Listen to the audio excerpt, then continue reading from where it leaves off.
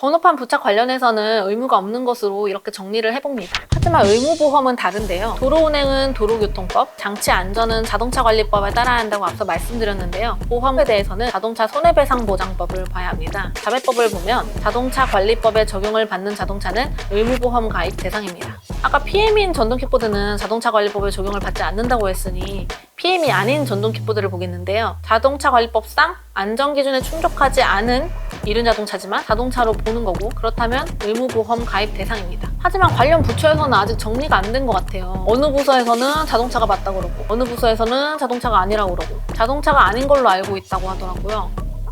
저도 그렇게 알고 있겠습니다. 자동차지만 안전기준에 충족하지 않은 이륜 자동차, 자동차로 본다는 걸까요? 안 본다는 걸까요? 원래 법이라는 게 제일 확실해야 되는 거잖아요. 이렇게 각각 해석할 수 있게 놓은 것은 참 말이 안 되는 것 같아요. 의무보험에 있어서는 앞서 소개한 판례에서는 전동킥보드를 자동차관리법에 적용을 받는 자동차로 보고 의무보험 가입 대상에 해당한다고 봤습니다. 하지만 의무보험 미가입에 대해 무죄 판결을 받았어요. 그 이유는 적법 행위에 대한 기대 가능성이 없어서입니다. 적법 행위에 대한 기대 가능성이란 어떤 상황에서 행위자가 위법 행위를 행하지 아니할 가능성이 있었는지를 보는 건데요. 사건 당시에 전동킥보드 이용자가 개인이 가입할 수 있는 의무보험이 없었다. 의무보험 가입 대상이라는 사회적 인식도 극히 미약했다. 그래서 사람들도 다 의무보험에 안 가입하고 전동킥보드를 타고 다녔다. 이런 점들이 있었기 때문에 적법 행위를 기대할 수가 없었다. 그래서 의무보험 미가입에 대해서는 무죄 판결을 내렸습니다. 적법 행위를 할 수 없는 상태가 왜 만들어진 걸까요? 다시 궁금해졌어요. PM이 아닌 전동킥보드는 자동차인데 그렇다면 의무보험에 가입해야 되는 거잖아요. 근데 가입할 수 있는 의무보험이 없어요. 그럼 의무보험을 만들면 되겠죠? 손해보험 업계로부터 받은 PM 관련 보험시장 자료를 보면 PM 이용자 개인이 가입할 수 있는 PM 보험은 두 곳에 있는 것으로 파악됐습니다. 추가 취재로 모바일에서 가입 가능한 원데이 전동킥보드 보험이 있는 것도 파악했어요. 이에 보험 상품들은 말 그대로 PM 이용자만 가능하고 PM이 아닌 전동킥보드는 해당이 안 되는 거예요. PM이 아닌 전동킥보드를 위한 의무보험이 필요합니다. 사실 보험업계가 무슨 잘못이 있겠어요. 의무보험 가입 대상이 확실하다면 의무보험 상품을 새로 만들면 되잖아요. 위에서 하라고 하면 그냥 하면 되죠. 근데 PM이 아닌 전동킥보드가 의무보험 가입 대상이라는 거는 이용자들도 모를걸요? 타고 다니는 전동킥보드가 PM인지 PM이 아닌지도 사실 잘 모를걸요? 의무보험을 가입하도록 법적인 근거는 마련되어 있는데 실무적인 지침이 없는 상태 같아 보여요.